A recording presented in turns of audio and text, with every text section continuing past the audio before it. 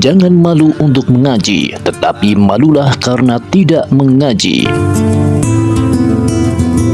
Sebagian kita mungkin pernah mendapati ada seorang bapak-bapak atau ibu-ibu yang sudah lumayan berumur, namun ia belum lancar mengaji atau belum paham benar tata cara berwudu atau sholat sesuai tuntunan Nabi Muhammad SAW.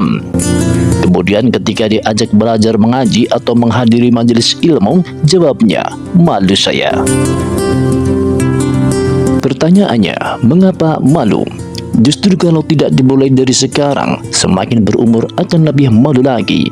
Justru kalau ditunda terus sementara ibadahnya belum bagus, akan lebih malu lagi nanti di hadapan Allah Subhanahu wa Ta'ala. Justru kalau tidak belajar dari sekarang, dikhawatirkan meninggal dunia dalam keadaan tidak paham dan jauh dari agama. Oleh karena itu, janganlah kita malu menuntut ilmu. Meski umur sudah 40 tahun atau lebih, marilah kita mulai belajar, meskipun usia sudah tak lagi muda.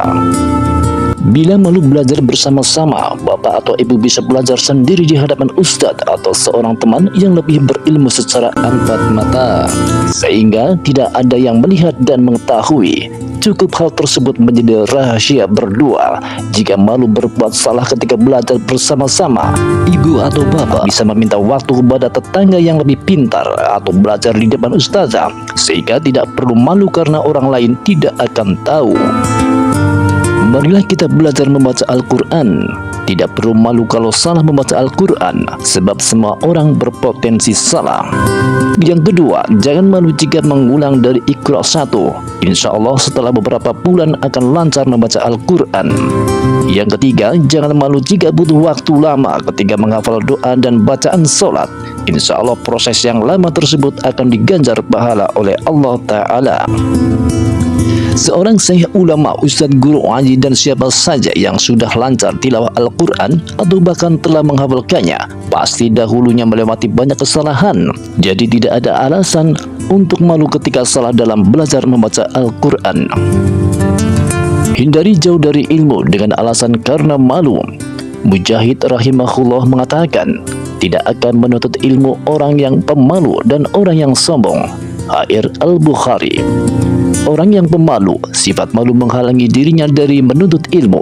Sedangkan yang sombong, ia merasa seakan-akan sudah berilmu, jadi tidak membutuhkan ilmu lagi. Aisyah radhiyallahu anha berkata, sebaik-baik wanita adalah wanita kaum Ansor. Sifat malu tidak menghalangi mereka untuk mendalami ilmu agama. Air Al-Bukhari. Kalau tidak dimulai dari sekarang, kapan lagi?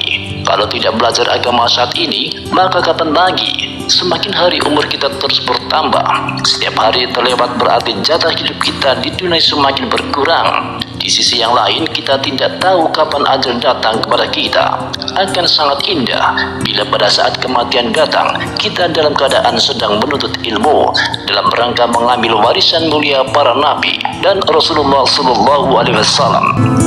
Semoga Allah memudahkan jalan menuntut ilmu bagi kita dan memberikan taufik kepada kita untuk mengamalkannya.